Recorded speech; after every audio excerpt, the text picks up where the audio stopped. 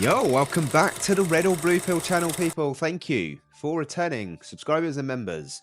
What we do here, if you are new, is we react to the most disturbing and creepy videos from the internet and we go through the latest. If you like what you see, don't forget to sub up, turn on the notifications, let me know your thoughts in the comments section. With that being said, let's roll. Video is for entertainment purposes only. So, why do we destroy ourselves for nuclear war? Can you be more specific, please?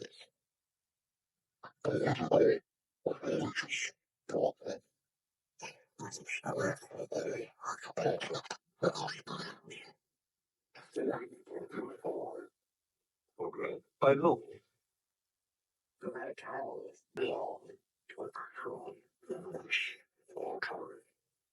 Really cause. How?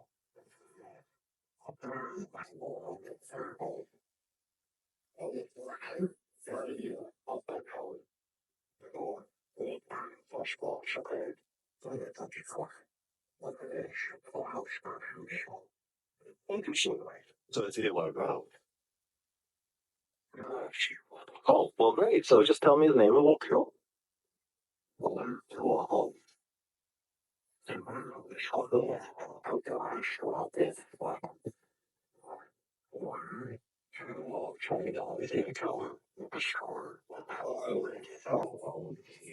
Of course.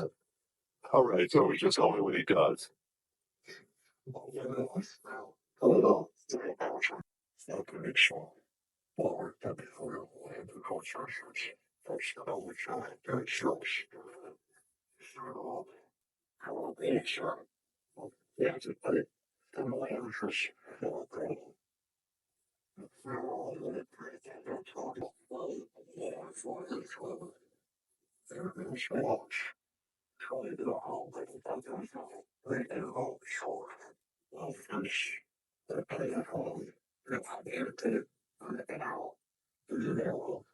So don't blow up.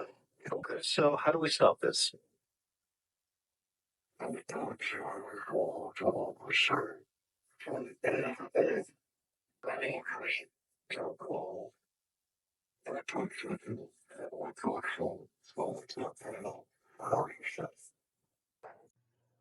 Whoa, okay. That, today of all days, of watching that video is pretty scary. They said China will catch a cold. And after that, then what effectively will be a kind of plague will actually spread right across the world to the West as well. And you've got this totalitarian military lockdown in all the governments in the Western worlds because everyone's going to be in panic. And then, he said, then the real war starts. Something that would be justifiably called the Third World War with a much more major nuclear exchange. They believe that there is going to be what he called a geophysical event, a major geophysical event. There have been trillions of dollars that have been spent on deep underground bases for some reason, which we don't know why it is. That there are repeated cyclical geophysical events about every 11,500 years. Information about what really happened to Atlantis was very probably in the Great Library of Alexandria that burnt down a couple of thousand years ago. There are persistent rumors that much of that information has been retrieved and it's in the Vatican Library. This is information which is not in the public domain. Whoa, okay. 2010, he predicted that. That is absolutely bonkers. It starts with Israel attacking Iran. No, this hasn't happened yet. There have been a number of indications that there are forces which are trying to push this into happening. You've only got to follow the news for the last 2 years to realize that the public is being prepared for a justification for this kind of thing. Iran is being set up as being the bad guys that deserve something to happen to them and so on and so forth. Now, that's going to be the start of what is like the opening gambit in a big chess game. And the plan is to provoke Iran or China to retaliate. And all of this is intended because it's all right with these controlling forces that Iran has nuclear weapons because they want them to be used. The plan is for either Iran or for China to retaliate after Iran is struck with a nuclear weapon. At that point, there will be a limited nuclear exchange in the Middle East, followed by a ceasefire. He heard this being planned in this meeting. This is being choreographed. It's like the script for a movie. This is exactly what's intended to happen. Wow. Another great reset, by the sounds of it. It certainly suits the overpopulation issue that they have and the depopulation that they're trying to do or keep talking about in certain organisations. We just blow each other up. Great. While they hide in their bunkers. Bro, to understand how bad this situation is with Iran, you have to understand how we got here. And it doesn't make it better.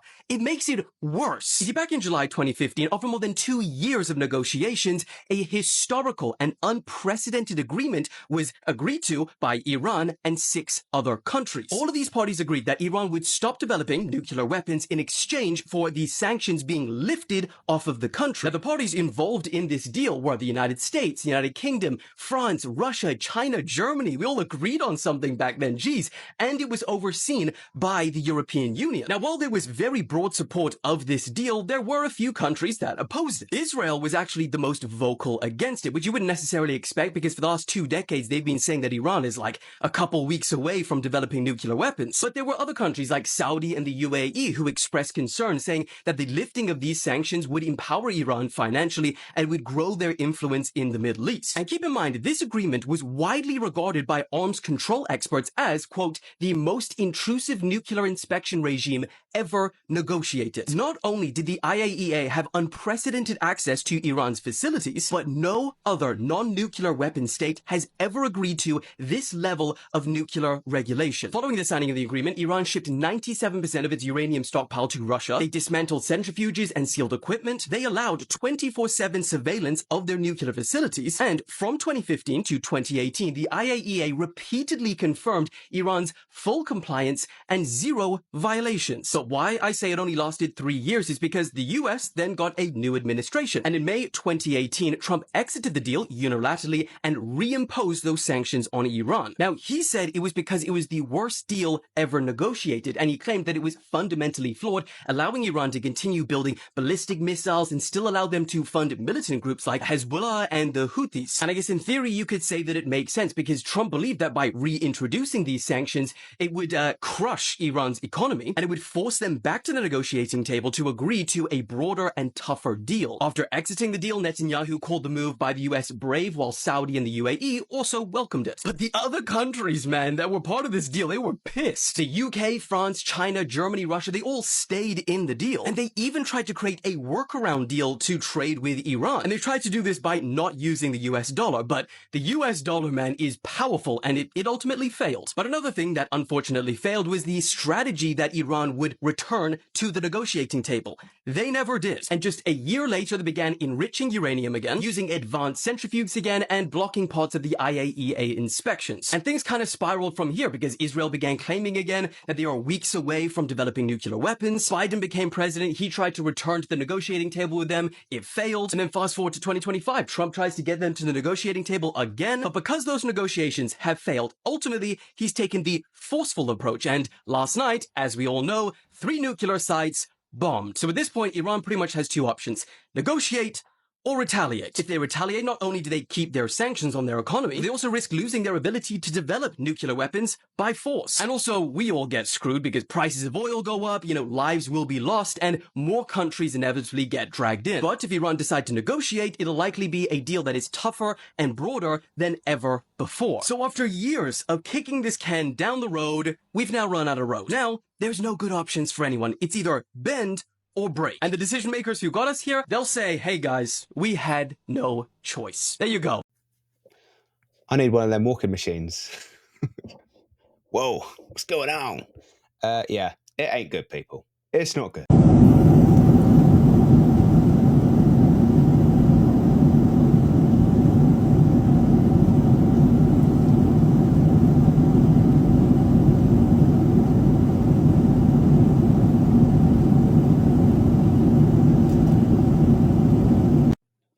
No idea. It's very high up there. And nobody noticed. All you rubberneckers out there are so entertained by what's going on in Israel and Iran that you didn't even see what was happening here. I'm sorry, I forget I'm talking to Gen Z sometimes.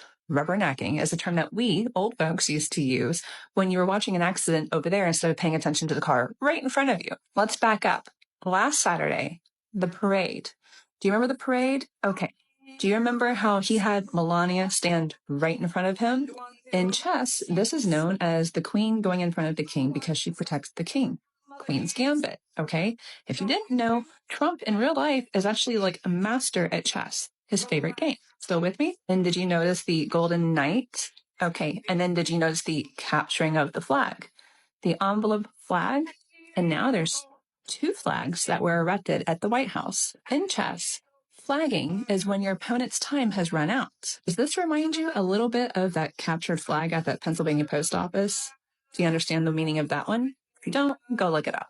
But that's not even the most interesting thing. Go on to Google Maps, Apple Maps, whatever maps you like to use. Washington, D.C. no longer exists. That's right, D.C. no longer exists. Okay? Now it's just Washington. If you think this wasn't well thought out, go look at the inauguration day. Go look at Trump's tie. Go look at Melania's outfit. Of course, everyone was too entertained by Ivanka looking like Serena Joy over there. You failed to notice the colors that Melania was wearing. Go have a look. When you start paying attention, you'll start finding answers. Just saying. I have no idea. You're going to have to help me out with that one. No idea.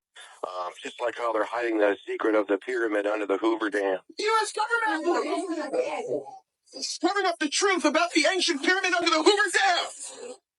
And I just thought how so many of us, including myself, have been focusing so much on CERN.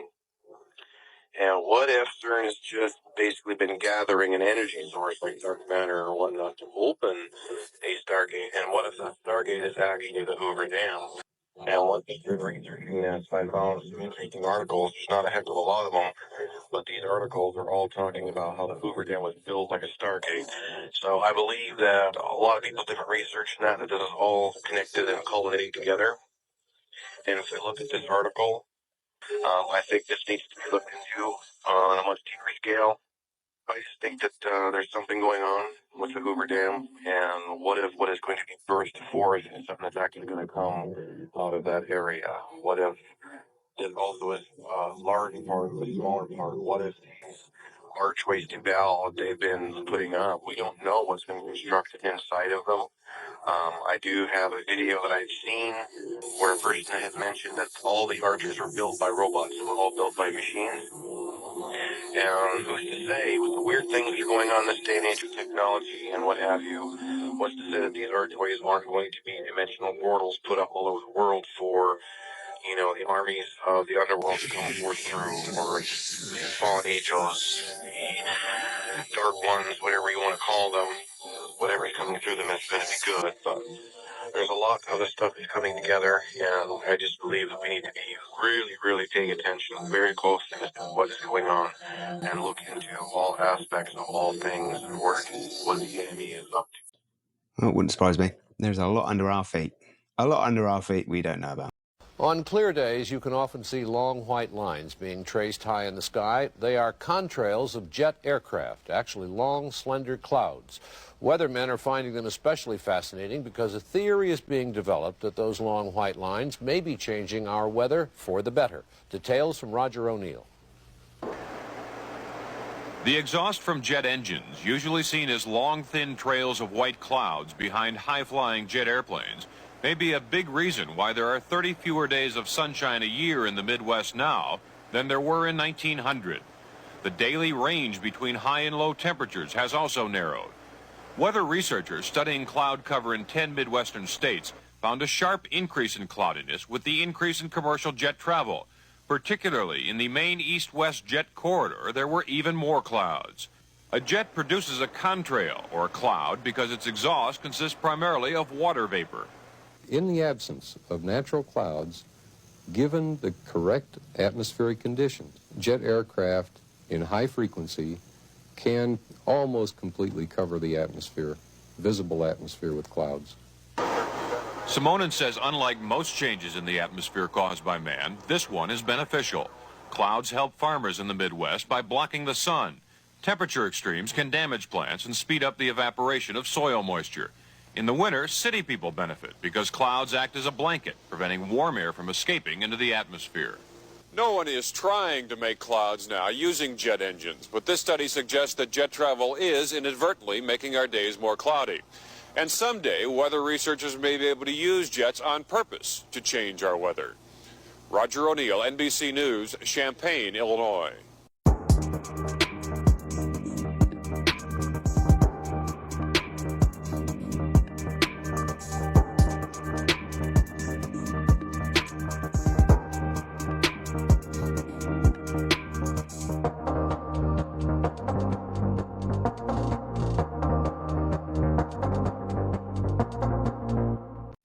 Wow, they were talking about that in 1980. I really am coming to the point that I think all clouds are man-made. I really do. I feel like an idiot for being shocked because, of course, it's not a democracy. Of course, the system is rigged. It's fake because no matter who gets elected, you get the same foreign policy, you get the same economic policy, and the Epstein videos remain secret. So, like, that just shows you that our system has no effect on the actual system. Wait, what are you talking about? I thought we could all sleep well at night now knowing that Epstein legitimately right?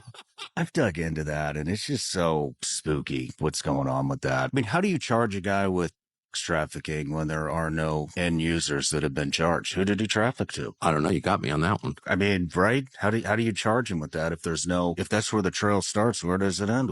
I think there's just a lot more going on than the majority of people know about. What do you think that was? What do I think it was? Yeah. I think it was a blackmail operation. What do you think it was? I think it was a blackmail operation run by the CIA and the Israeli intel services and probably others. You know, French intelligence always has a hand in everything, I've noticed. So probably them too. The usual, darkest forces in the world colluding to make rich and powerful people obey their agenda. I don't understand why nobody has come out on it. Nobody has come out on it, right? I mean, because if you paint the scenario, you get on a jet, maybe you're totally innocent. You don't know what's going on. Two hot women come out of the whatever stewardess place, come out, and one thing leads to another. Yes. And then what happens? They go, oh, we got you. You're on camera. And by the way, these girls are 15 or 16 or whatever the hell they were, right? And yes, for a married guy, it's pretty up that you're doing that, but I mean, it's nothing new under the sun. So why wouldn't you just scream blackmail at the top of your lungs? Like, I didn't know this is what happened, and just come clean on it. Why do you think? Because they're repeat customers. Yeah. Because they're so deeply implicated that they can't actually get out of it. Yeah.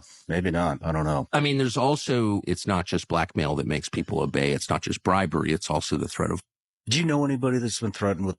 I think every U.S. president has been threatened with implicitly because of John F. Kennedy. I've known a bunch of presidents. I think every one of them understands that, it's pretty obvious what happened there. And no one has, to this day, released all the files. And why is that? Because the message is really clear. If you get too far outside the boundaries, you could wind up like JFK. Who places the boundaries? Probably the same forces sitting president in 1963. If you listen to the tape of Richard Nixon talking to the CIA director in the Oval Office, when he brings up Kennedy's, he's the president. In fact, not only is he the president, he's won by the biggest landslide in American history. He has a real mandate, and he is afraid. He's afraid even to talk in private to the CIA director about what that was. And he indicates, I know what happened to Jack Kennedy. And the CIA director doesn't even respond. And the president doesn't have the balls to say, hey, son, I'm talking to you. You work for me. I want the files on this. Mm-hmm. I knew Jack Kennedy. He was very in the head next to his wife in public, a man.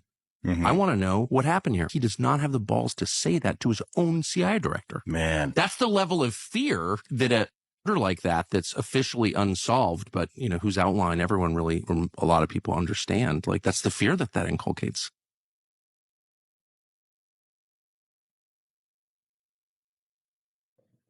Oh, yeah. It is all rigged. It is all a show. And Prince Charles, before he became King Charles III, he said he was descended from Vlad the Impaler, which is who Dracula is based on, the vampire movies. And Dracula means son of a dragon with the A on the end. And it's rooted in Draconta and Dracont, meaning a watcher in Greek.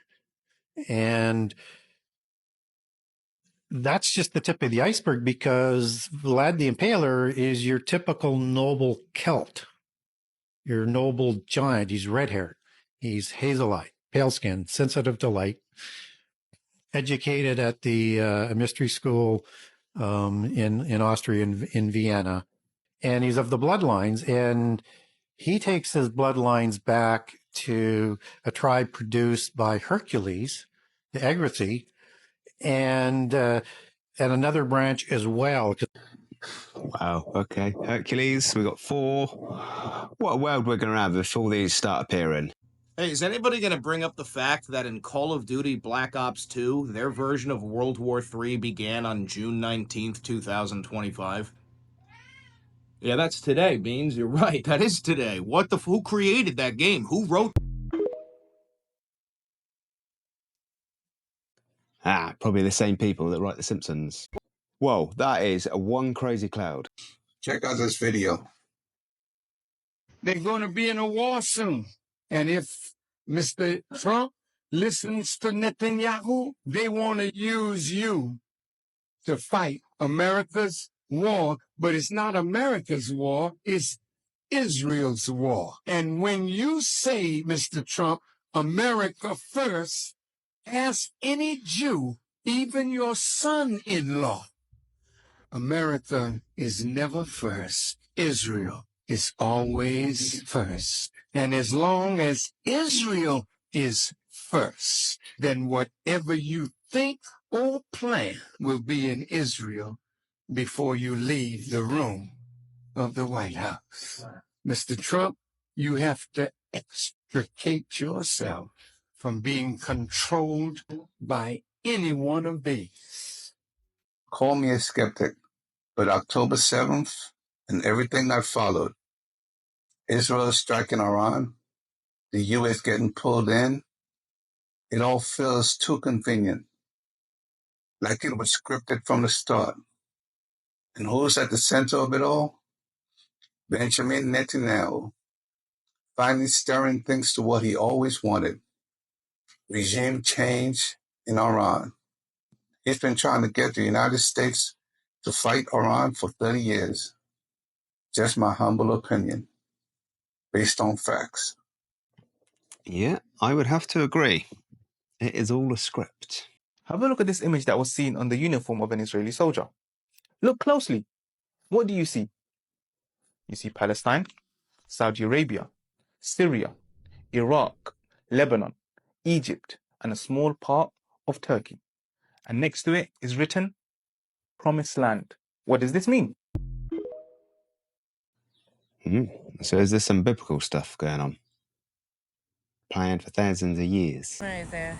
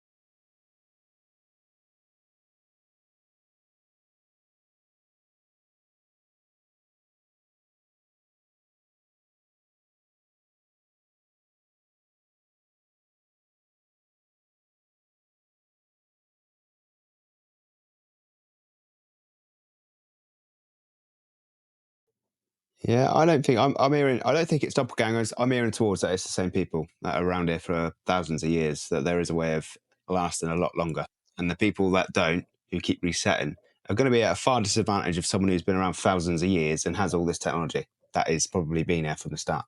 So if you're seeing that Iran has just been bombed by Donald Trump without congressional approval, and you're wondering why it doesn't seem like there's very much aftermath, I'm going to explain really briefly.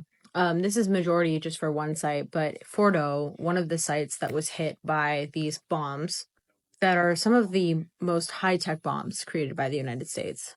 They weigh about 30,000 pounds each. They have to be carried in specialty planes, and they had to refuel on the way to Iran because they're so heavy that the planes can't hold the fuel and the bomb at the same time. And they're dropped from very high up, and then they're meant to penetrate deep in the ground and go off once they're underground. And they were aiming for Fordo, which is a site that enriches uranium. A lot of the sites that they hit were just for like refining materials. So one of them was Fordo. The other one was basically like an oil refinery. And Fordo is 300 feet underground.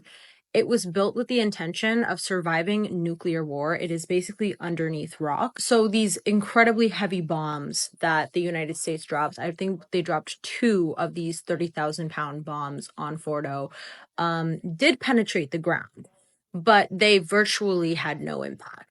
Because unless those bombs were dropped with extreme precision right on top of each other, they wouldn't be able to penetrate Fordo. And I'm not sure how true this is, but the Iranian government says that there is no nuclear leakage. They said that everything that had been refined had already been previously removed from the site.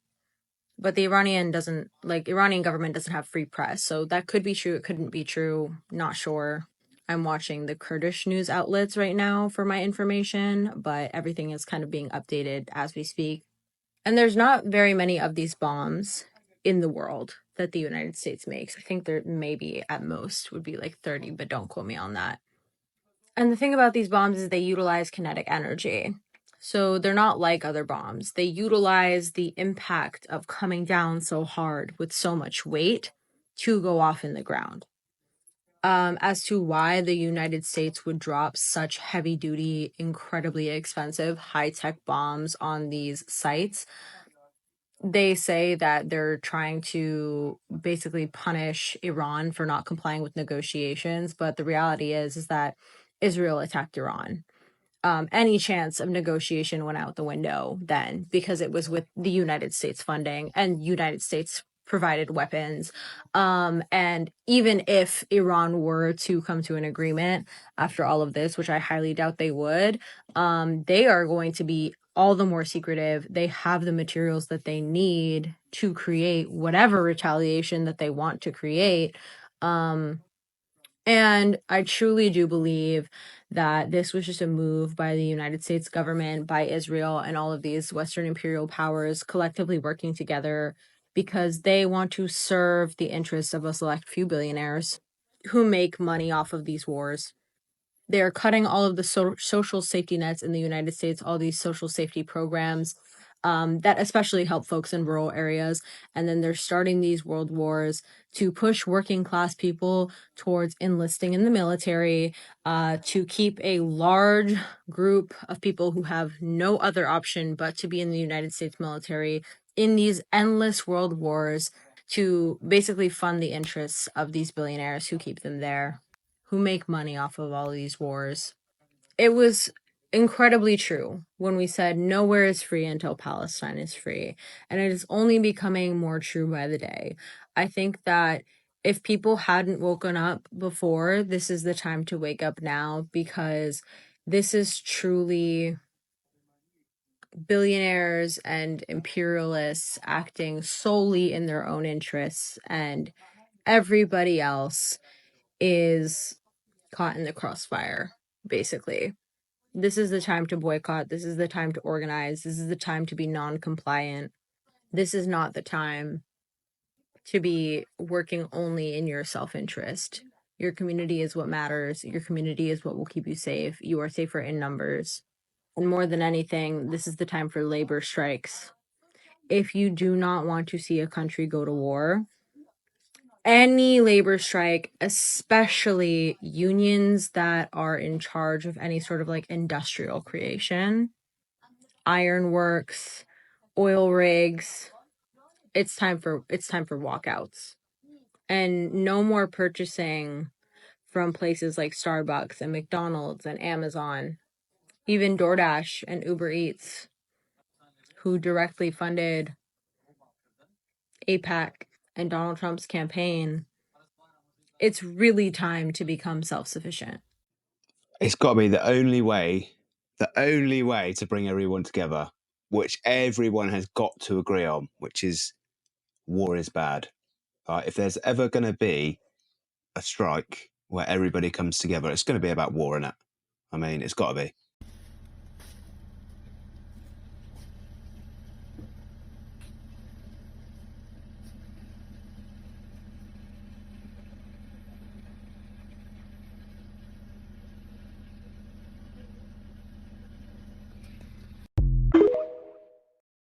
Oh, here we go again. It's not in my reality, but that has got to be the world's happiest spider right there. I really can't believe we just attacked a foreign country that has nothing to do with us and is not a threat to us only because Benjamin Netanyahu said so. And then afterwards, Trump thanked Netanyahu? That's too much. That's too much. I want to thank and congratulate Prime Minister Bibi Netanyahu. We worked as a team like perhaps no team has ever worked before. And the crazy thing is Netanyahu attacked them first. Iran was attacked first. Iran was only retaliating. How are we involved in this whatsoever? At this point, it's just really crossing my mind and everybody else's mind. Only a revolution. Only a revolution. How else can we possibly get out of this? I mean, how much are our politicians just straight puppets? This does not even make any sense. Yeah, you just can't trust anybody. Just yourself. I told you. The president's Doomsday plane, the E-4B, has just landed near Washington. The last time this happened was on 9/11. Are you listening to me yet? The 45th is a 9. The 47th is 11. 9/11. This number, this name, this is all confirmation. Everything this year, everything is coming together. Synchronicity on top of synchronicity. I mean, the sole survivor of Flight 171 was given the bed number 11. And when you add up the numbers 1, 7, and 1, you get 9. 9/11. 2025 is a 9-year in numerology. So be sure to be extra careful this July 4th. And for those trying to plan ahead, remember, November is the 11th month, and Thanksgiving falls on the 27th. 2 + 7 = 9. 9/11. Not sure about the numbers, but I was more worried about the Doomsday plane. That's not a good sign. Ghislaine Maxwell said in court that she was a citizen of Terramar because she didn't want to say that she was a citizen of the United States. Because when you say that you're a citizen of the United States, you are not a free person. My first video on the Terramar project got taken down, and I was like, you know what, screw it, I'm not going to make a series on this. And then today, I got back at it. I got back on my feet. And one of the first things I learned was the difference between being an American national and being a citizen of the United States. A citizen of the United States means that you are basically an employee to the U.S. corporation. Everybody's saying that our constitutional rights are being violated and all of these things. We don't have the constitutional rights that we all think we have. Because since 1871, when Washington, D.C. came into play, we all became citizens of the United States. So when you go to court and you say that you are a citizen of the United States, there are things that can be done to you in court that would not be allowed if you were an American national. As an American national, you have a different Bill of Rights, you have a different constitution, and they look almost identical, but there are some word changes in there. And if you put S in front of word, it spells sword. We are being played by words. Our freedom has been taken by words. When you go to apply for a passport, there are 2 different passport slips. One of them, which I'm going to be doing this pretty soon, is that actually immediately, as soon as possible. One passport slip is for if you no longer wish to be a part of the corporation of the United States, This is what you need to fill out. And once you're approved and given that passport, then you become an American national, a free person. My series is back on. My series is back on. I can't wait. So we all need to just make our own countries, basically, is what we need to do. On that note, that is the end of the show, peeps. Thank you for watching. Appreciate the support, and I'll be back again tomorrow.